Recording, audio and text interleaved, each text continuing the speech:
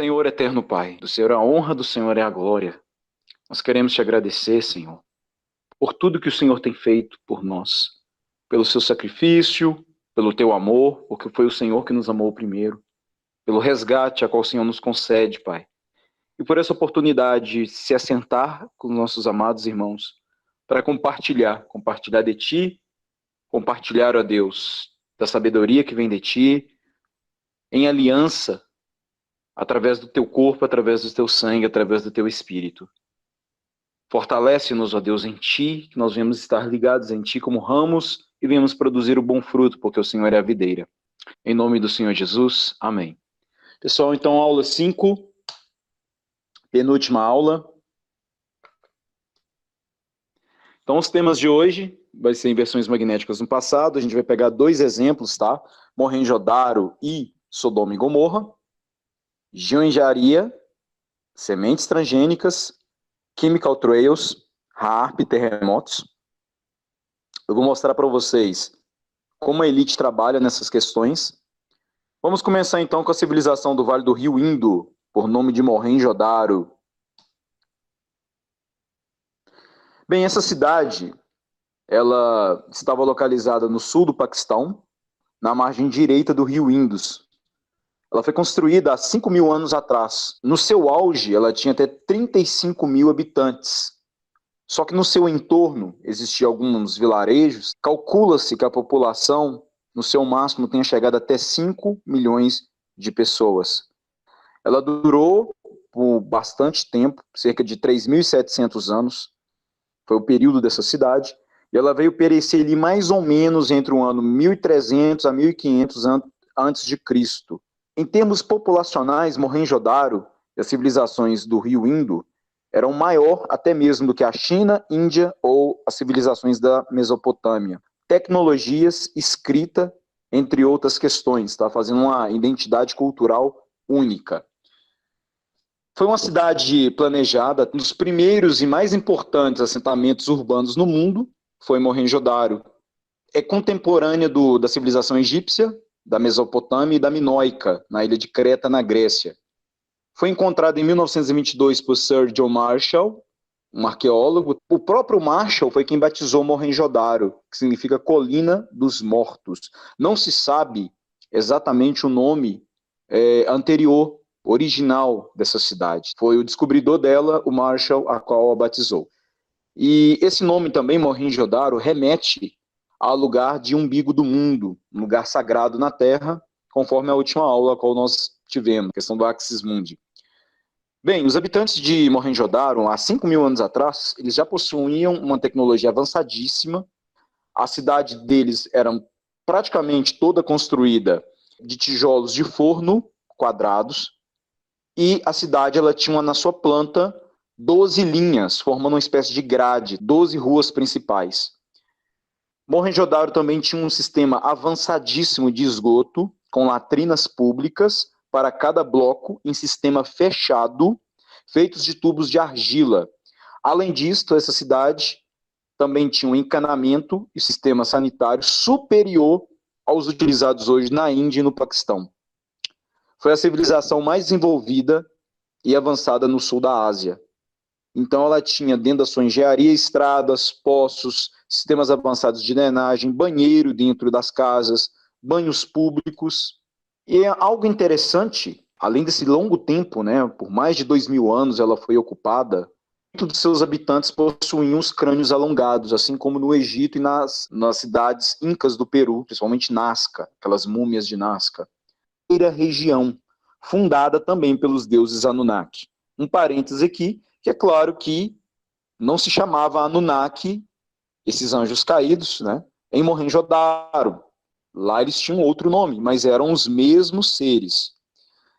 As descobertas que foram realizadas em Mohenjo-Daro, uma das que mais chamam a atenção, é um sistema de escrito chamado proto-índica, que não pode ser decifrada. Então, são sinais de ideogramas, tá? Aparentemente silábico, esse sistema de escrita, mas não corresponde a qualquer outra das vizinhanças ou até mesmo da Ásia ou do mundo antigo. Essa língua encontrada, esse escrito em Mohenjo-Daro, próximo ou distante de Mohenjo-Daro, com exceção de apenas um lugar na Terra, que é a cultura Rongorongo, na ilha de Páscoa, que distancia mais ou menos 20 mil quilômetros de Mohenjo-Daro. E algo interessante, porque a ilha de Páscoa, aquela lugar onde tem os Moai, ela está diametralmente oposta a Mohenjo-Daro, ou seja, do outro lado do plano. Dentro do mapa azimutal das linhas de lei, à esquerda vocês veem mais ou menos a localização da Ilha de Páscoa, que fica a oeste do Chile, e do outro lado, a 20 mil quilômetros, mais ou menos, está Mohenjo-Daro. E ambas as culturas tinham um sistema de escrita muito, muito semelhante. Aqui, a coluna da esquerda, vocês vão ver a escrita da pictografia da Ilha de Páscoa, e logo à direita, Mohenjo-Daro. À esquerda, Páscoa, à direita, Mohenjo-Daro. Notem as semelhanças. E o segredo está através com Julius Robert Oppenheimer, também conhecido como o pai da bomba atômica, né? Porque em 16 de julho de 1945, no início da manhã, uma nova arma foi experimentada pelo exército norte-americano. A primeira bomba atômica foi detonada numa potência como uma explosão de 20 mil toneladas de TNT. A nuvem de fogo subiu a mais de 10 quilômetros de altura e as reverberações podiam ser sentidas a 180 quilômetros de raio. O mundo, então, passou a ter uma nova arma. No local onde foi detonada essa primeira bomba atômica, foi no Novo México, em White Sands, a areia ao entorno ela vitrificou. A civilização do Vale do Indo foi extinta pelo impacto de uma bomba atômica. Abre aspas. Esta foi a primeira explosão atômica em tempos modernos. A anterior aconteceu há milhares de anos no Vale do Indo. Fecha aspas.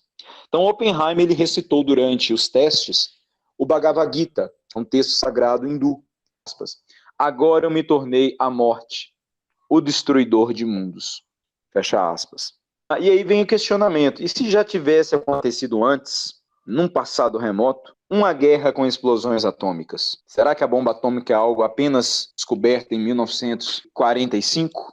E nós vamos falar da destruição de Mohenjo-Daro. Entre todas as civilizações, pessoal, a que a gente tem hoje menos informação é Mohenjo-Daro, e vocês vão saber agora o porquê. Bem, Mohenjo-Daro ela desapareceu misteriosamente com resíduos de radiação em temperatura de 1.600 a 2.000 graus. As ruas estavam cheias de pedaços negros de vidro. Essas bolas de vidro foram descobertas como panelas de barro que haviam derretido sob calor intenso. A possibilidade de uma erupção vulcânica é totalmente excluída, porque não há lava ou cinzas vulcânicas dentro ou perto de Mohenjo-Daro. Também foram encontrados lá 44 esqueletos de bruços e juntos de mãos dadas foram encontrados todos na rua. Seus rostos e posicionamentos sugerem uma morte súbita e violenta. Objetos foram derretidos, parte dos esqueletos estavam queimados, estavam radioativos, além de vestígios de explosão e fogo, que também foram encontradas. Até então, os arqueólogos achavam que a cidade havia sido abandonada. Mas o que de fato aconteceu? Animais selvagens não se alimentaram dos ossos sobre o chão e esses ossos não se deterioraram. Parece ter havido uma repentina catástrofe inesperada, a níveis de radiação por toda a parte. Mas por quê? Explosão atômica. O pesquisador britânico David Davenport, ele passou 12 anos estudando antigas escrituras hindus, coletou provas no local, em loco, e segundo a sua conclusão, o local foi atingido por uma bomba atômica. Davenport mostra que no local arruinado, conhecido como local da morte por arqueólogos, não foi formado por decadência gradual, mas algo repentino. Abre aspas, Davenport. O que foi encontrado no local de Mohenjo-Daro corresponde exatamente a Nagasaki. Vocês lembram da bomba atômica Nagasaki, Hiroshima, no Japão, no final da Segunda Guerra Mundial? Interessante. Davenport ele publicou um livro por nome Destruição Atômica em 2000 a.C., foi lançado na Itália. Partes do trecho do livro diz que houve um epicentro de 50 jardas de largura, onde tudo foi cristalizado, fundido ou derretido. Também existe um outro livro que chama-se Atomic Research in 1000 BC. David Davenport achou vasos de cerâmica vitrificados. Pedras comuns foram derretidas e depois se endureceram após resfriar. Isso só pode ser por calor que transformou a areia em vidro. Então, Mohenjo-Daro, na verdade, ela é uma Chernobyl indiana. Algo interessante, pessoal, que nos anos 40, o governo indiano, que até então o Paquistão fazia parte da Índia, estava fazendo uma área de assentamento num local a 8 quilômetros quadrados de área, a 16 quilômetros a oeste de Jodhpur. Eles estavam investigando que estava tendo muito nascimento de crianças com defeitos genéticos, tá, em recém-nascidos, e um índice de câncer muito alto nas pessoas que estavam vivendo aquele entorno. Não sei se vocês sabem, no mundo inteiro, a região da Índia é onde tem o menor índice de câncer no mundo. Base disso é por causa da alimentação deles à base de cúrcuma, açafrão da terra, né? Aquele tubérculo amarelo que lembra um pouco o gengibre, que é um dos melhores, se não o melhor anti-inflamatório do mundo. Então, quando os cientistas indianos foram lá no campo e viram, eles interditaram o lugar, retiraram todo mundo de lá, devido aos níveis altíssimos de radiação registrados. O que fez o governo indiano isolar toda a região. Então, há uma questão de armas do terror, porque Mohenjo-Daro é citada tanto no Bhagavad Gita, pela guerra atômica, tanto também no Mahabharata. Os textos citam 3 cidades gigantes que orbitavam a Terra e eram feitas de metal reluzente e ferro. Num determinado ponto, essas cidades entraram em guerra, uma contra as outras, e os deuses lançaram armas um contra os outros, que destruíram as cidades e fizeram chover fogo sobre a terra. Mohenjo-Daro também aparece no épico de Mahabharata, onde uma descrição de uma guerra e o uso de uma arma mortal, com efeitos devastadores sobre as pessoas, os animais, a vegetação, objetos, água, etc. Essas descrições lembram a bomba atômica moderna e, da mesma forma, os sumérios fazem referência também em batalha entre deuses e o uso para volatizar algumas cidades, com o uso do que chamaram de armas de terror. Agora, de onde vinham essas armas, quem as usava e por que foram utilizadas? O mais inacreditável ela pode ter sido, quem? Mohenjo-Daro, palco de uma guerra entre seres interdimensionais, descritos nos textos hindus e mesopotâmicos da Suméria, conhecido como Anunnaki, com suas temíveis armas de terror, usando armas ativadas por voz, equipamentos, dispositivos e veículos voadores, são as famosas Vimanas, né? Os mitos hindus descreveram batalhas titânicas com armas poderosíssimas entre os deuses, não somente aos tais projéteis, mas armas manuais tecnológicas que foram guardadas nos mitos como mágicas cedidas pelos deuses. Homens e deuses guerreando. Os Anunnaki eram deuses tribais e nacionais, tendo, segundo seus escritos, povos devotos e inteiros que guerrearam aos seus favores. Esses seres, eles deram tecnologia, conhecimento e armas para a humanidade na época, aqueles a qual serviam a esses deuses. Então, aquelas batalhas antigas que nós vemos no mundo, como, por exemplo, Troia, né, não tinha apenas uma batalha na terra, também existia uma batalha no céu, assim na terra como no céu. Então, ou seja, cada cidade dessa existiam os patronos, né, os deuses protetores, os guardiões da cidade, a qual, por isso que cada cidade era consagrada a uma entidade. Ele protegia, entre aspas, essa cidade de ataques externos. A gente vai ver isso também na Bíblia daqui a pouquinho. Porque nos tabletes sumérios temos a descrição do ódio entre deidades de Nibiru, Saturno, e parentes horrorizados com a suposta pretensão de Marduk em dominar toda a terra e por outros motivos além da vingança. Resolveram dar cabo a um plano de destruição das cidades rebeldes que estariam sendo influenciadas por Marduk, entre elas a famosa Sodoma e Gomorra bíblica. Olha que interessante, nitidamente aqui nós já estamos vendo que os sumérios estão invertendo totalmente as coisas, chamando o bom de mal e o mal de bom. Então eles estão colocando como Marduk, que é associado a Júpiter, que também, como a gente aprendeu desde a primeira aula, é associado a Cristo, colocam ele como mal, como vingativo e como protetor de Sodoma e Gomorra. A Bíblia, em momento algum, coloca essa questão de Marduk, Júpiter, Cristo como protetor de Sodoma e Gomorra. Muito pelo contrário. A Bíblia coloca que essa cidade ela sofreu um severo juízo divino devido aos seus grandes pecados. O texto fala que num único dia os deuses deram a cabo o fim de 3 dessas civilizações, ou seja, Sodoma, Gomorra e Mohenjo-daro. De acordo com Mahabharata, a guerra mítica, que é o centro do argumento do texto épico, terminou no mesmo dia do início do Kali Yuga, ou seja, uma batalha mortal, mais rápida, que terminou em um único dia com a população inteira. Kali Yuga começou à meia-noite de 18 de fevereiro de 3102 a.C. E olha um texto interessante que diz aqui: eles foram bem, fizeram placas em conjunto e ferro liso, e foram tão rápido que mal podiam vê-los a partir do solo. Os homens da terra puderam subir muito alto nos céus, e os homens do céu, os deuses, podiam descer à terra. Saramangana Sutradhara. Esse é o nome do texto. Então, se vocês estão vendo que existia uma conexão, uma ponte, onde que os homens subiam aos céus e os deuses desciam à terra, e isso em batalhas. Então, nós temos ali batalha entre os deuses 1.700 anos antes de Cristo. Quando a gente lê o Mahabharata, o Bhagavad Gita, parece que nós estamos lendo um gibi, um HQ, de uma história de super-heróis em quadrinhos moderna da Marvel ou da DC Comics.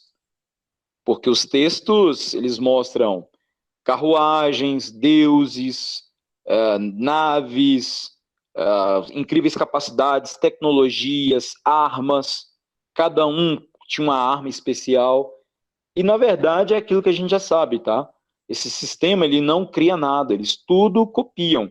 E, no caso dos super-heróis, boa parte deles foram copiados da questão do Mahabharata e do Bhagavad Gita. Aqui eu vou trazer um exemplo para vocês do Mahabharata. Abre aspas, fumaça branca morna, que foi 1 milhão de vezes mais brilhante que o sol, se levantou no brilho infinito e reduziu as cidades a cinzas. A água fervia, cavalos e carros de guerra foram queimados aos milhares.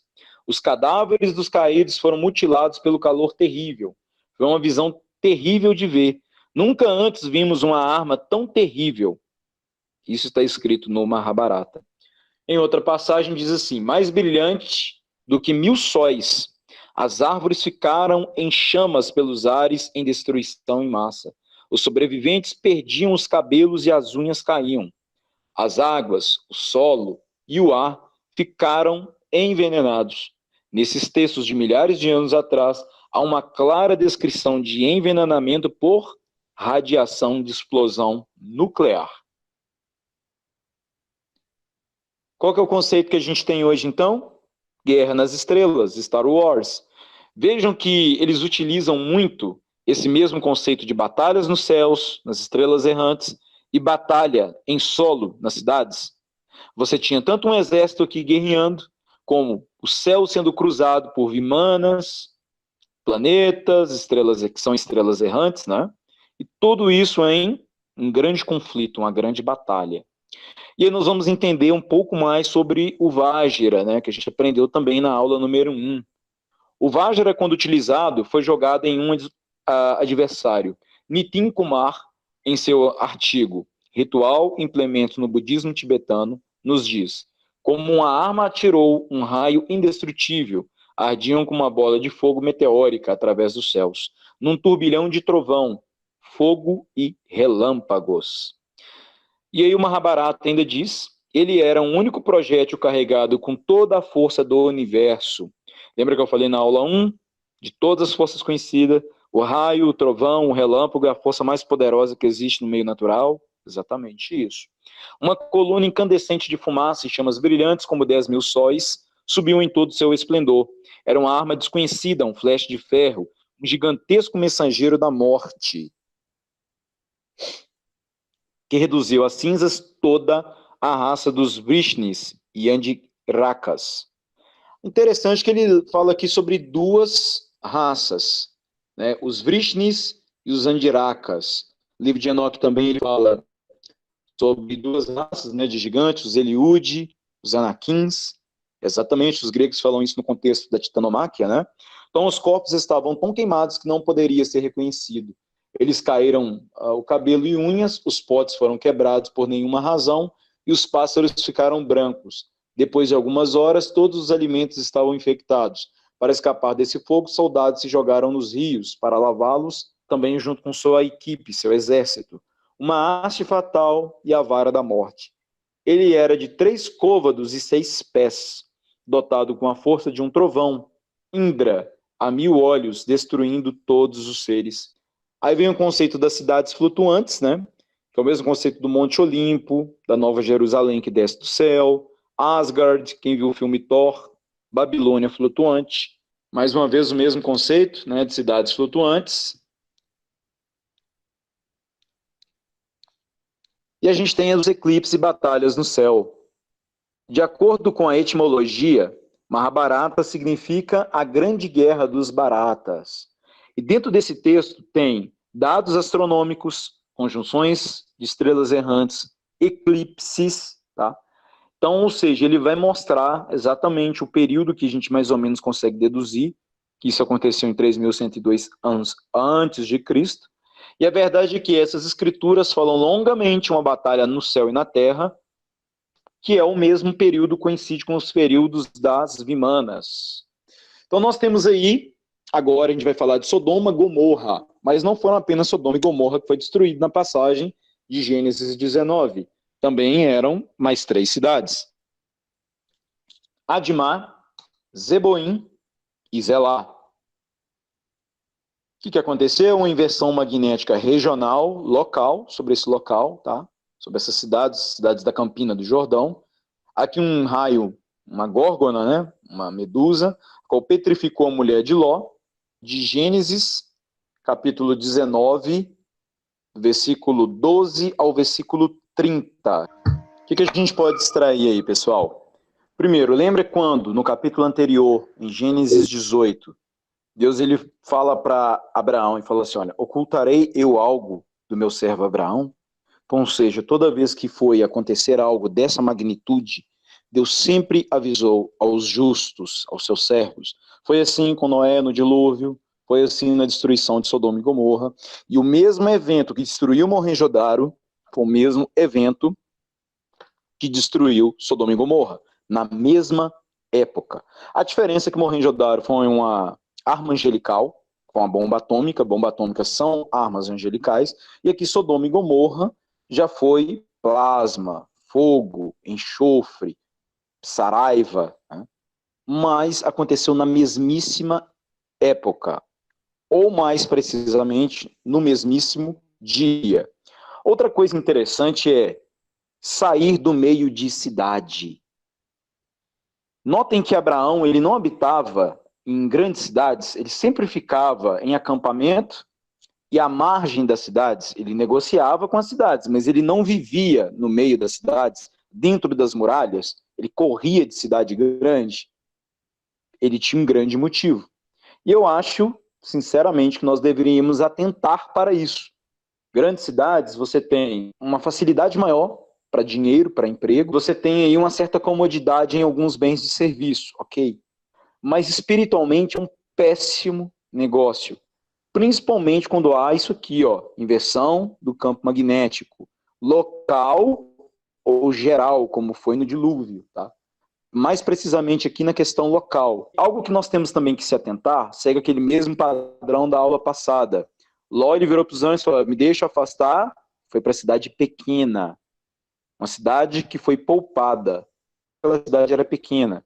Mais uma vez nós vemos o padrão de montanha, era uma cidade que não ficava na campina, ficava no alto das montanhas, e Ló, logo depois disso, ele habitou numa caverna. Cavernas e montanhas são dos melhores locais para a questão de inversão magnética. Vamos falar agora, então, de transgênicos, cada vez mais frequentes nas glândulas dos supermercados, principalmente os alimentos base da nossa alimentação, que é o milho. Agora, a questão de transgênicos, as sementes deles são mais adaptáveis a extremos de frio e calor. Geneticamente, também são mais resistentes a pragas, e esse tipo de praga prolifera mais próximos às inversões magnéticas. E a gente tem que entender que os grandes impérios, ou eles pereceram por fomes, ou eles pereceram por secas, ou eles pereceram por inversões magnéticas regionais, juízos de Deus. Então vocês notam que essas sementes, elas foram justamente desenvolvidas já desde os anos 50, anos 60, justamente eles já previam que quando chegasse essa época agora, o feixe do Sol ia estar mais concentrado, né? E você precisaria de ter uma semente mais resistente, porque se não existisse transgênicos, já estaria faltando alimento para a população. Já estaríamos vivendo um período muito difícil em relação a alimentos. Eu estou defendendo transgênicos? Não. Eu estou falando como que a elite trabalha essa situação. Por que eles querem fazer isso? Que eles são bonzinhos? Não. Porque eles querem ainda ter mais tempo para acabar de implementar os últimos passos da agenda. Assim também são os chemical trails, os rastros químicos. Qual que é a diferença de um chemical trail, um rastro químico, de uma condensação natural? É justamente a persistência disso no céu e o efeito. O rastro químico, ele dura, às vezes, até dias no céu, de longa duração, e ele espalha como um spray pelo céu inteiro, tá? Onde ele foi borrifado, impedindo a radiação solar de chegar até na Terra. A condensação, ela é natural, quando ela dura poucos segundos no céu, não mais que alguns pouquíssimos minutos, e ela acontece devido à diferença de temperatura da turbina do avião, com um meio lá em cima, que é o ar, que é muito frio lá em cima. Algumas partes do avião têm até mecanismo de anticongelamento, e ela não espalha, né? E aí vem a grande pergunta. Na internet é recheada de vídeos de chemical trails, sempre falando da questão que é para envenenar a população. E a questão não é. O maior propósito não é envenenar a população. O chemical trails, o rastro químico, ele tem sim metais pesados na sua composição. Chumbo, alumínio, bário, entre outros. Porém, o principal efeito que eles querem não é envenenar a população. Não faz sentido a elite querer envenenar o meio ambiente que ela vive, o ar que ela respira, o alimento que ela vai comer. Embora a gente saiba que o alimento deles é separado do nosso. Mas ainda assim poderia gerar algum resquício para eles. Como é que eles fazem então para a questão de envenenar a população? Através de vacina. É uma porção individual, com controle bem eficaz. Muitos concursos públicos você tem, para participar dele, está com a sua caderneta de vacina em dia, para tirar passaporte, para cadastrar o seu filho na escola. Então, ou seja, através de vacinas, que é o maior propósito de envenenamento. O Chemical Trails, ele vai ter outra explicação que eu vou dar agora. Aqui o mapa do Brasil, com algumas rotas de apenas uma companhia, eu não peguei todas, peguei uma única companhia. Percebam que cobrem quase todo o Brasil, e essa malha aérea vai passar principalmente em grandes cidades, Rio de Janeiro, São Paulo, Brasília. E nós vamos abrir então a caixa preta da aviação. Em primeiro lugar, pessoal, não adianta você ter bala na agulha, dinheiro para abrir uma companhia aérea. Só isso não garante. É extremamente burocrático e ainda tem uma questão ainda comercial forte, um monopólio forte, são poucas empresas que entram, e tem uma questão que vai além disso, que daqui a pouquinho eu vou explicar. Segunda coisa que a gente tem que falar é que isso está vinculado ainda ao governo, principalmente a aeronáutica, essa questão da aviação. Ainda tem muita coisa que é controlada pela aeronáutica, né? Os controladores de voo, entre outras coisas. Terceira coisa que a gente tem que colocar é o preço das passagens aéreas. Eu trabalhei na aviação durante um período da minha vida, e isso foi há 8 anos atrás. Era um absurdo o valor das passagens. De Belo Horizonte para você ir para Vitória, no Espírito Santo, o valor da passagem de ônibus, você gasta aí no mínimo 8 horas dentro do ônibus, era 150, 170 reais. Para você ir de avião no mesmo trajeto, era 89 reais. Isso é um absurdo, porque a aviação é muito caro. O que mais impacta a folha de custo de uma empresa de aviação é, número 1, combustível, que é o querosene. Número 2, folha de pagamento dos funcionários, são profissionais caros. piloto, mecânico, aeromoça e por aí vai. Aluguel de hangares para parquear as aeronaves, para deixá-las estacionadas, né? Usa-se o termo parquear. E a gente também tem um erro grave em companhias de aviação, que é a questão administrativa. É muito frouxa essa questão.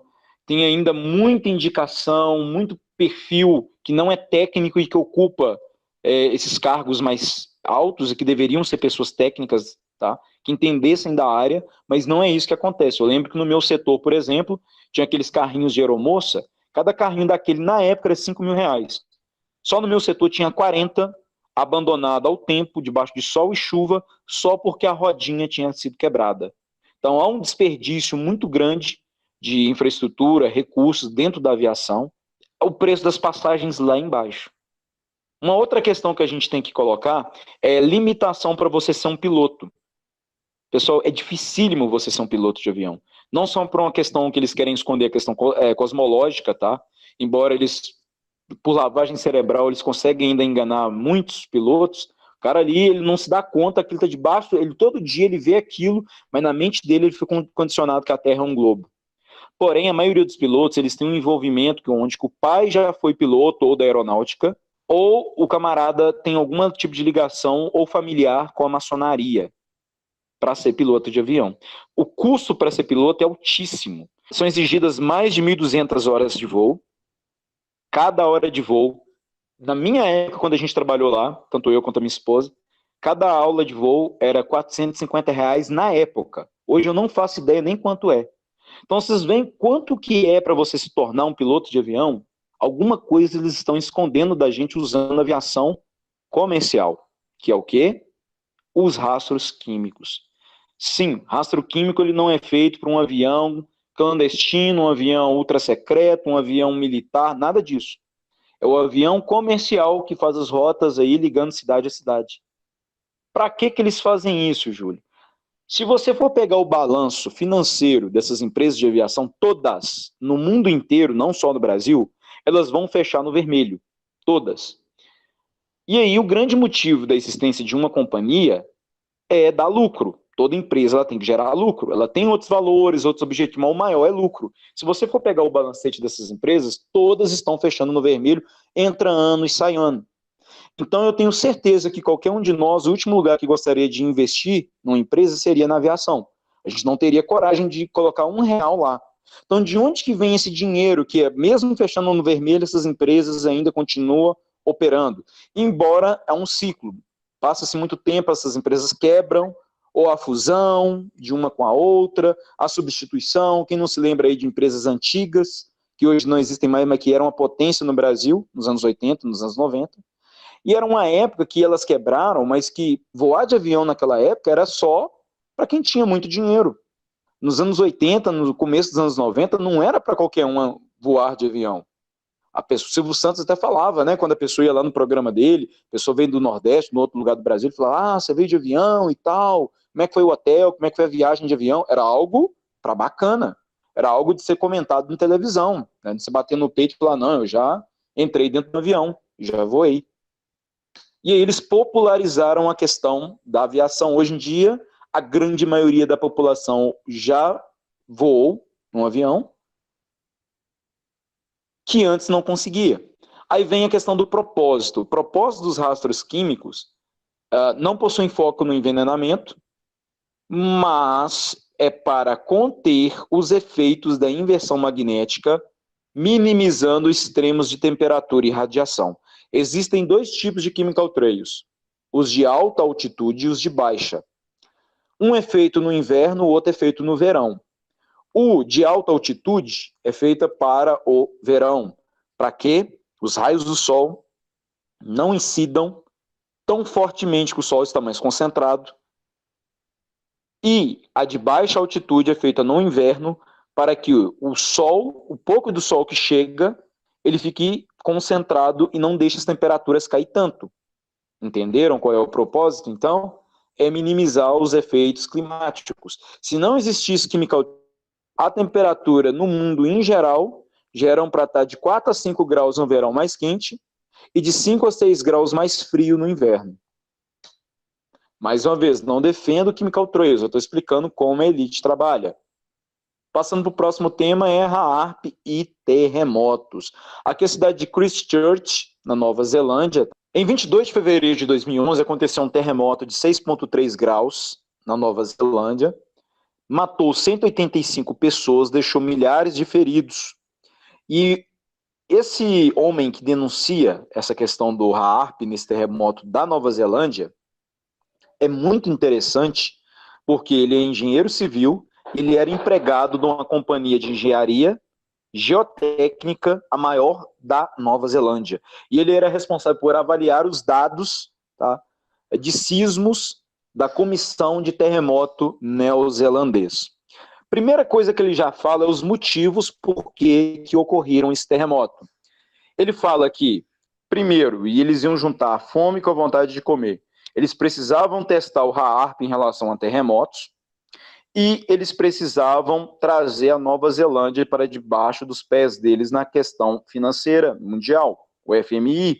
Porque a Nova Zelândia, até antes de 2011, desse terremoto, ela era um país totalmente estável financeiramente, não tinha dívida pública, não tinha dívida internacional. Então estava indo de vento em polpa. E aí o que aconteceu? Algo estranho que um ano antes do terremoto, em 2010, algumas empresas estrangeiras adquiriram seguro e também adquiriram licitações junto ao governo da Nova Zelândia para caso ocorresse alguma tragédia, alguma catástrofe natural, elas iriam ter a primazia nas licitações para a reconstrução. Então, o que aconteceu? Houve o terremoto, afundou a Nova Zelândia, precisou pegar empréstimo, precisou reconstruir a sua infraestrutura, tá? E aí, vocês já sabem o que acontece, tá? Então, motivo de ganância. Para isso, eles criaram, então, essa questão do HAARP na Nova Zelândia. Algo como a gente já aprendeu nessa aula, estamos reforçando aqui agora, terremotos são resultado do deslocamento de carga, causando o quê? Raios subterrâneos. É um excedente de carga elétrica, que fica debaixo ali das placas tectônicas. Algo que eu quero lembrar para vocês, que o HAARP, como é que ele funciona? Funciona uma questão regional. O HAARP, ele não consegue controlar o clima a nível mundial, tá? O que o HAARP faz? Ele já pega uma questão que já acontece no local, tá? Um precedente, por exemplo, a Califórnia já é suscetível à seca. Então, o que o HAARP pode fazer é colocar essas secas mais frequentes ou mais intensas. O Chile é sujeito a terremoto. O HAARP, o que ele pode fazer? Colocar terremotos mais frequentes e mais intensos. Entendem, pessoal? O HAARP ele não tem poder para, tipo assim, vamos fazer nevar na floresta amazônica. Isso ainda eles não conseguem fazer. Agora, eles conseguem intensificar fenômenos que já têm a capacidade de ocorrer. Segunda coisa, o HAARP ele age regionalmente. O HAARP ele não tem tecnologia ainda para controlar o clima de maneira mundial. São duas coisas que eu gostaria de estar falando com vocês. Então, terremotos eles são elétricos, tá? O que eles são? São resultado do deslocamento de carga causando raios subterrâneos. Para entender como terremotos podem ser induzidos eletricamente, começaremos explicando o que é comumente denominado HAARP, né? São aquelas antenas que produzem ondas de baixa frequência, são lançadas na íonos da Terra, ionosfera, né, o ionosplana, e o HAARP ele manda frequências, ondas de baixa frequência, para aquecer certas regiões na ionosfera, para liberar excedente de carga acumulado ali, para descarregar isso para o solo. Resumindo aqui para vocês, o que o HAARP ele faz? Imagina que tal lugar tem uma represa com água, ou seja, tem uma grande quantidade de energia ali represada. Com pouca força, eu consigo fazer essa represa estourar, porque já tem uma pressão ali, você está me entendendo? Então, ou seja, com uma fagulha que eu der ali, aqui dali pode explodir. Assim que o HAARP funciona em relação a terremoto. Já é uma região que já está com excedente de carga, o HAARP vai lá, aumenta isso mais, para fazer aquilo que seja liberado de uma forma violenta, na forma de terremotos. Semelhante ao que acontece com a figura de Lichtenberg, que a gente aprendeu na aula passada. Porém, em escala mundial. Nesses locais de terremotos já tem um excedente de carga elétrica, lá em profundidade. Então, o que o RAARP faz? Simplesmente libera essa carga toda de uma vez toda, tá? Pra vocês terem uma ideia, esse rapaz, aqui está um exemplo, tá, de como é que funcionaria o RAARP, plasmosfera da Terra, né? Tem as cargas positivas, negativas, as ondas entram aqui, fazem fluir de volta aqui para o solo, tá, provocando um terremoto. Aqui, ó, um artefato no Egito, tá? Tipo a gente vai ver aqui uma questão egípcia, uma gamela encurvada. Aqui você tem os filamentos de plasma, tá? A carga positiva e negativa lá do plasma, lá em cima na plasmosfera. O RAARP, então, ele age aqui, ele vai mudar essa questão da carga elétrica dos céus.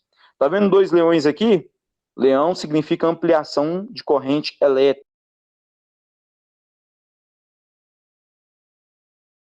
E aqui ele vai falar das patentes do RAARP, tá? As empresas que adquiriram. Tem uma tal de Ryanton, que adquiriu especificamente nesse caso da Nova Zelândia. E aí mostra que os Estados Unidos, a Rússia e a China, elas entraram como se fosse numa guerra fria para controle do clima através do RAARP. Hoje existem essas antenas espalhadas em muitos locais do mundo. Tem no Maranhão, aqui no Brasil. Tem lá do Alasca, tem em Moscou, na China também tem. Na Austrália hoje também. E aí ele vai falar dos sinais que antecederam essa questão do terremoto lá na Nova Zelândia.